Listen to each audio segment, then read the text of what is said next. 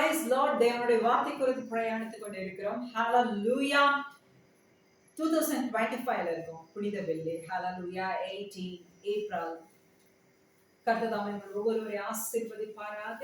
கர்த்தர் சிலுவையில உங்களுக்காகவும் எனக்காகவும் பெரிய ஒரு கிரேட்ஃபுல்லான திங்ஸ் நமக்காக செய்து கொடுத்திருக்கிறார். Hallelujah. நித்திய ஜீவனை பொழிந்தருளி இருக்கிறார். எஸ், ஆபேலினுடைய ரத்தம் பூமியில சிந்தின உடனே அந்த ரத்தம் கூப்பிட்டதான் தேவனாகிய கர்த்தர் என்னன்னு சொல்லி, என் ரத்தத்துக்கு நீங்க நீதி செய்ய, நியாயம் செய்யன்னு சொல்லி. அப்ப ஆண்டவராக இயேசு கிறிஸ்துவுடைய ரத்தம் இந்த பூமியில சிந்தின உடனே என்ன காரணத்துக்காக சிந்தப்பட்டது? உங்களை என்னை பூமியில் இருக்கக்கூடிய சகல ஜனங்களையும் மனுவளத்தையும் மீட்டெடுப்பதற்காக அந்த ரத்தம் பேசுகிறது. ஹalleluya. எஸ், உங்களை மீட்டெடுப்பதற்காக பூமியின் மேல் இருக்கக்கூடிய சகல ஜனங்களை மீட்டுக் கொள்வதற்காக தான் ஆண்டவராக இயேசு கிறிஸ்து சிலுவையில வந்து தன் ஜீவனை கொடுத்தார். எஸ், ஹalleluya. கிருபாதாரம் வழியாக அவர் உங்களுக்காகவும் எனக்காகவும் என்ன பண்ணிட்டார்? 7 வார்த்தைகளை தன்னுடைய திருவாய் மொழின்னு நம்ம கேட்கிறோம். கடைசியா என்ன சொன்னார்? அப்பா என்ன சொன்னார்? கடைசியா அப்பா என்ன சொன்னார்? எஸ், ஒருத்தர் நம்மளோட வாழ்ந்துட்டு நம்ம குடும்பத்துல இருந்து கடந்து சென்ற உடனே நம்ம கேட்கிற வார்த்தை இல்ல, நம்ம தியானித்து பார்க்கிறோம். அப்பா என்ன சொன்னாங்க? எதுவும் சொல்லலைன்னா, எதுவும் சொல்லாதபடி நம்ம வாழ்ந்துருந்தோம். இந்த வழி பாருங்க, தாங்க முடியாது. ஃபைன், அப்பா நம்ம கெட்டவங்கள வாழ்ந்துருக்கோம், அதனாலதான் அவங்க நம்மளோட பேசாம போயிருக்காங்க. சரி, நல்லவங்களா அவங்க இடத்துல பிரியமா இருந்தா பேசிருப்பாங்க. ஆனா ஆண்டவராக இயேசு கிறிஸ்து மட்டும், நீங்களும் நானும் பாவம் செய்து விலகி இருந்தாலும், நீ எல்லாம் என்னை பத்தி உனக்கு தெரிஞ்சுக்க வேண்டாம், நீ எல்லாம் எனக்கு தகுதி இல்லாம என் பக்கத்திலே வந்துடாது.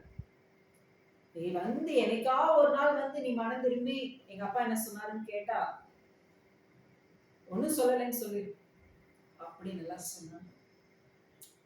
என் பையன் என்னைக்காச்சும் ஒரு நாள் வருவான், அப்ப சொல்லு, நான் அவனுக்காக இந்த 7 வார்த்தைகள் அவன்கிட்ட நான் சொன்னேன்.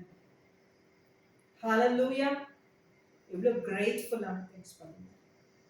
என் மகள் வருவா, இப்ப இருளுக்குள்ள இருக்கா, அவ ஒரு நாள் வருவா, கண்கள் திறக்கப்பட்டு அப்படி சொல்லு, எங்க அப்பா எனக்கு என்ன சொன்னாருன்னு கேட்பான்.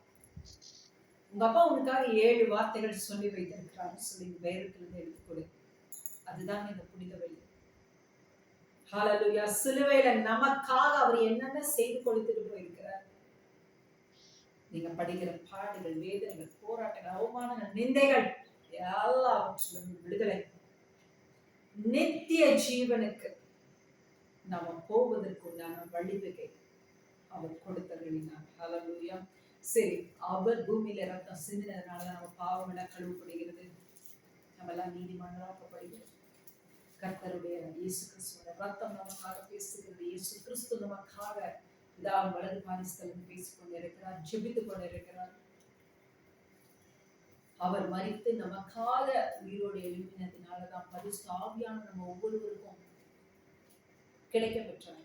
கரெக்டுங்களா? சோ அவர் வந்து நமக்காக 7 வார்த்தைகள் பேசி வைத்திருக்கிறார். லூக்கா 23வது அதிகாரம் 34வது வசனம்.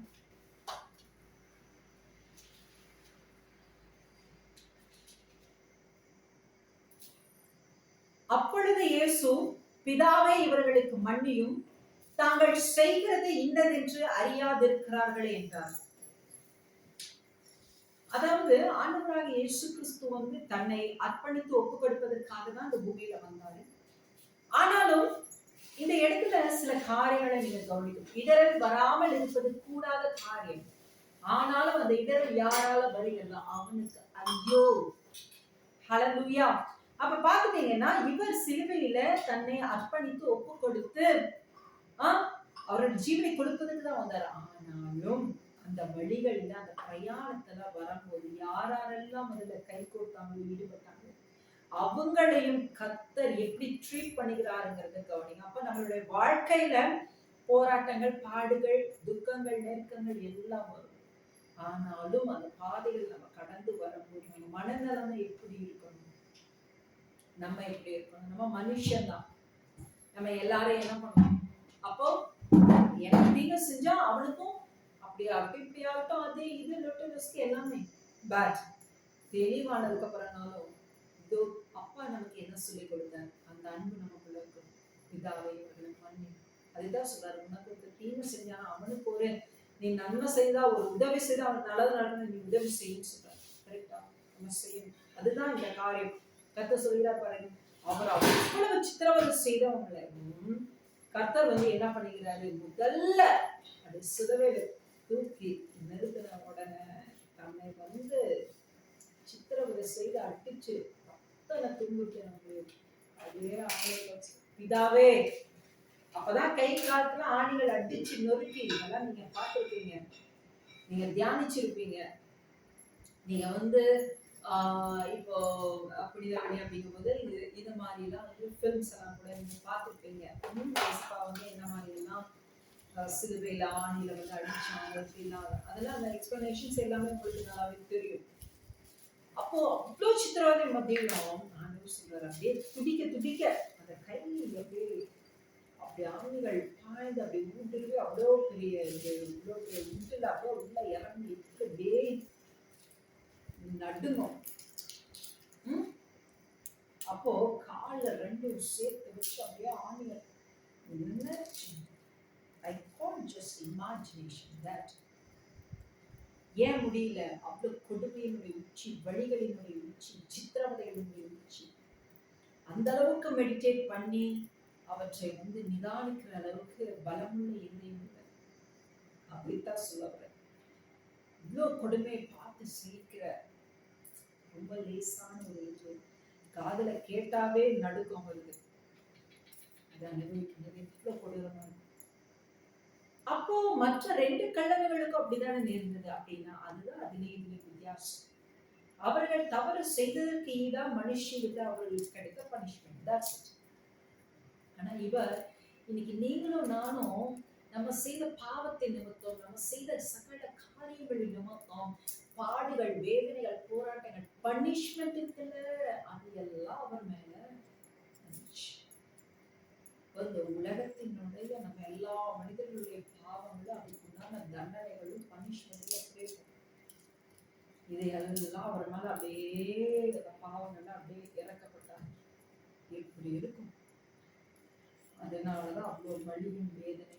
அப்பதான் அவர் மனுஷனாக மனுஷியத்துல வெளிப்பட்டு பேசின சில வார்த்தைகள்ல நம்ம பார்க்க முடியும். அது என்னன்னு பார்க்கலாம். முதல்ல பிதாவே இவர்களுக்கு மன்னியும், தாங்கள் செய்வது சீக்கிரது இன்னதென்று அறியாதிருக்கிறார்கள் என்றார். அவருடைய வஸ்திரத்திலே அவர் பாதத்துக்கு கீழே எல்லாரும் பகிர்ந்து கொள்கிறாங்க. நினைச்சு பாருங்க.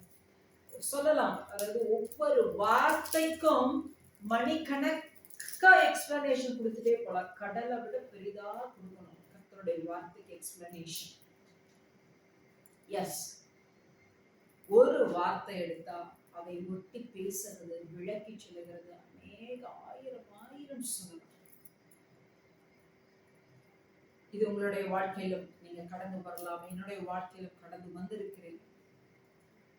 சோ ஒவ்வொருத்தருடைய வாழ்க்கையிலும் கடந்து வருகிற அப்ப நம்மளுடைய மனசு எப்படி இருக்கணும், நம்ம வாழ்க்கை எப்படி இருக்கணும். எல்லாத்தையுமே அழிந்து போயிடு அப்படின்னு சொன்னா உலகத்துல வீடு இருக்கிற ஒருத்தர் இல்லை. எங்க அம்மா ஒரு வார்த்தை சொல்லியிருக்காங்க, ஆனா ரொம்ப ஸ்ட்ரெயிட் ஃபார்வர்டு, அப்படியே ஒரு நியாயமான விஷயங்களுக்கு கோபம் வரும். அப்போ ஒண்ணு வேண்டாம்னா விலகி போகிற தன்மை உள்ளவள் தான். அவங்க சொல்லுவாங்க, குற்றம் பார்க்கில் சுற்றம் இல்லை.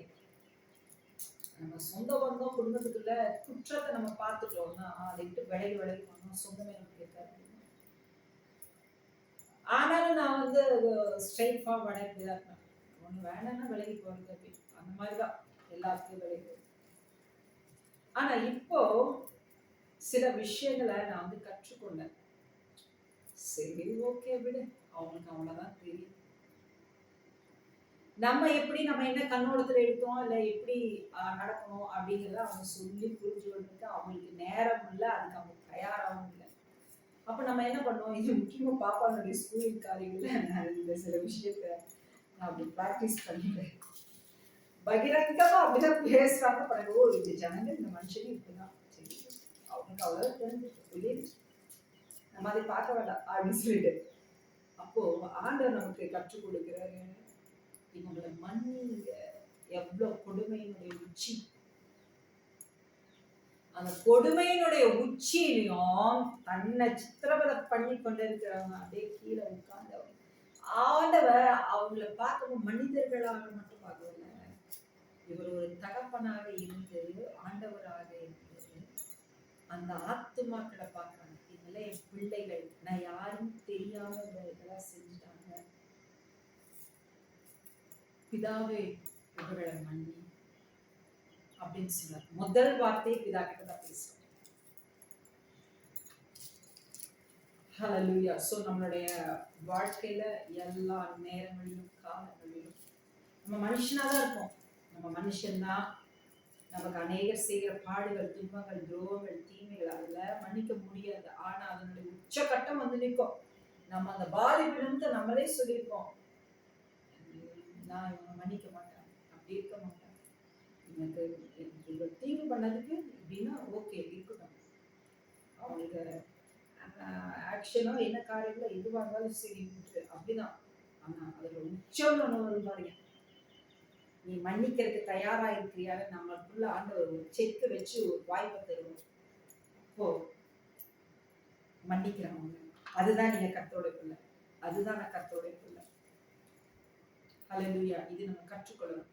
நான் முதலாக கர்த்தருடைய வார்த்தை பேச எனக்கு கொடுத்த வார்த்தை இதுதான், இயேசு.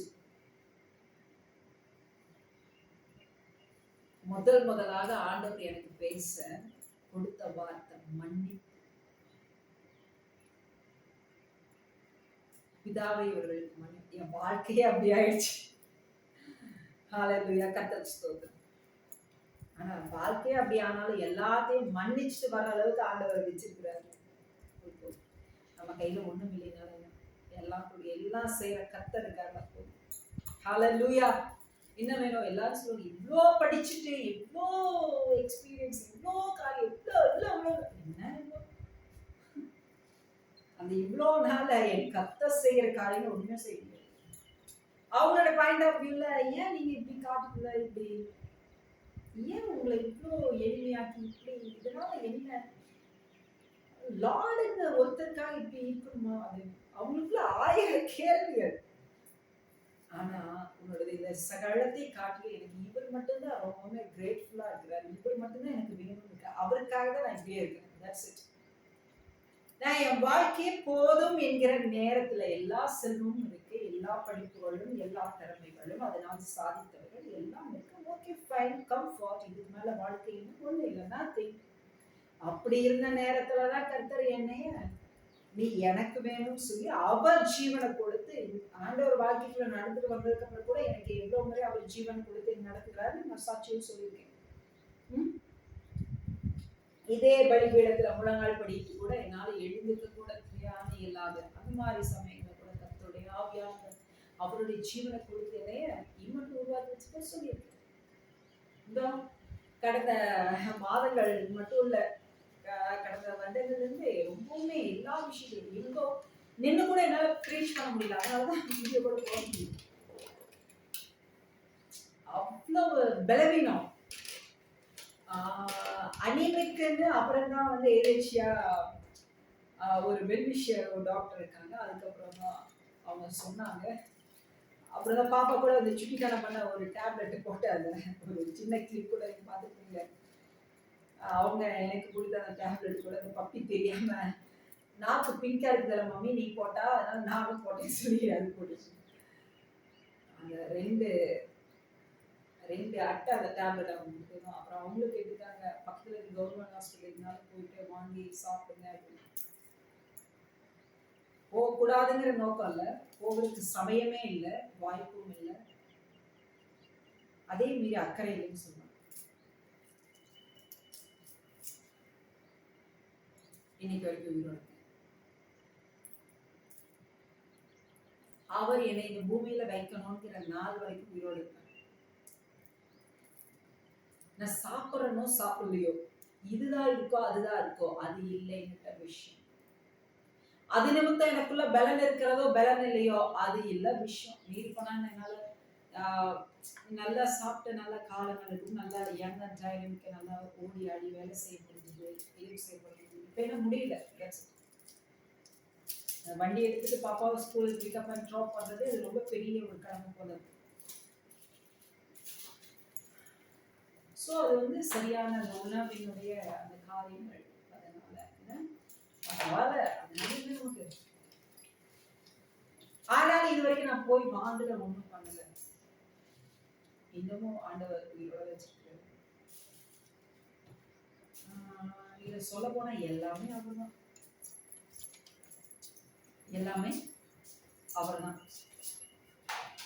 சோ நீங்க படிச்ச படிப்பை வச்சு எக்ஸ்பீரியன்ஸ் வச்சு நீங்க இங்க இருக்கிற ஆள் இல்ல, நீங்க அப்படி பெரிய ஒரு இதுல இருக்கலாம், அவ்வளோ பெரிய ஒரு வசதியா இருக்கலாம், அப்படி இப்படின்னா அதெல்லாம் பார்த்து வந்தவங்க. அதனால அது மேல என்னென்ன ஈடுபாடு இல்லை. பார்க்காத ஒன்று, தெவிட்டாத ஒன்று, விலையேற பெற்ற ஒன்று. என்னை இந்த இடத்துல இருந்து ஒரே வாழ்க்கை, ஒரே ஜீவன், இந்த ஜீவன் அவர் போச்சுன்னா என்னோட அப்பாவை போல நான் கண்ணு முன்னாடி பார்த்ததுன்னு என் பாப்பா தரிசனத்துல பார்த்து சொன்னா. நான் கீழே எங்க அப்பா கூட கண்ணு முன்னாடி நின்று எங்க அப்பாவை பிடிக்கிறேன். என் பாப்பா மேல மாடியில படுத்திருந்தவர் சொல்றான், ஏசப்பா வந்து தாத்தாவை கைய பிடிச்சு ஹெவன் கூட்டிட்டு போறாரு. ரெண்டு பேரும் லைட் மாதிரி பிரகாசமா இருக்காங்க. அன்னைக்கு வந்தவங்க அத்தனை பேர்கிட்டயும் என் பாப்பா சொன்னது, யாரும் அழுகாதீங்க, ஏசப்பா தாத்தா ஏசப்பா கிட்ட போயிருக்காரு, ஏசப்பா தான் வந்து கூட்டிட்டு போனாரு. இவ அழல முடியும். அந்த பாக்கியம். இந்த ஜீவன் ஒரு வாழ்க்கை ஒரு ஜீவன், அது அவரோட கூட போகணும், அவருக்காக வாழ்ந்து போகணும். So sufficient. அவ்வளோ யானை இன்னும் சமாளிச்சு அது பண்ணி இதை பண்ணி ஆண்டவர் என் மேல இந்த அழைப்பு தான் வச்சிருக்காரு, நான் இந்த வேலை தான் செய்யணும். இதை விட்டு சாப்பாட்டுக்காகவும் நல்லா உடுத்தி கொள்ளணுங்கிறதுக்காகவும் வசதியா வாழணுங்கிறதுக்காகவும் என் திறமைகளை பயன்படுத்தி செய்வேன். நான் அப்படி செய்தால் அது நரகம் தான். நரகத்துக்கு தான் போவோம் அந்த பாதை கடைசியில முடியும். எஸ், நம்ம தேவனுக்காக தேவன் நம்ம மேல வச்சுக்க சித்தத்தை செய்து முடிக்கவில்லை என்றால் அவன் எப்பேற்பட்ட வாழ்க்கை இந்த உலகம் முழுவதுமே ஆதாயப்படுத்திக் கொண்டாலும் அவன் கடைசியாக வாழ்ந்து முடிஞ்சதுக்கு அப்புறம் எங்கதான் போவான்னு அங்கதான் போவான். ஆனா நீங்க பரலோகத்துக்கு பாருங்கிறதுக்காக தான், நித்திய ஜீவனை கொடுப்பதற்காக தான் இங்க ஆண்டவர் வந்து பூமியில ரத்தம் சிந்துகிறார், ஜீவனை கொடுக்கிறார். ஹல்லேலூயா. அந்த ரத்தத்தினாலதான் இன்னைக்கு நம்ம உயிரோட வாழ்ந்து கொண்டிருக்கிறோம். இந்த ரத்தத்தினுடைய துளிகள் நமக்காக பேசுகிறார். ஆண்டவராகிய இயேசு கிறிஸ்து நமக்காக பரிந்து பேசுகிறார். பரிசுத்த ஆவியானவர் நமக்காக வாக்கு தட்டின பெருமூச்சுகளோடு ஜெபித்துக் கொண்டே இருக்கிறார். ஹல்லேலூயா. சரி, அடுத்த வார்த்தை பார்த்துட்டீங்கன்னா ரெண்டாவது வார்த்தை லூக்கா 23வது அதிகாரம் 39வது வசனம். அன்றையும் சிலுவையில் அறையப்பட்டிருந்த குற்றவாளிகளில் ஒருவன், நீ கிறிஸ்துவானால் உன்னையும் எங்களையும் ரட்சித்துக் கொள் என்று அவரை இகழ்ந்தான்.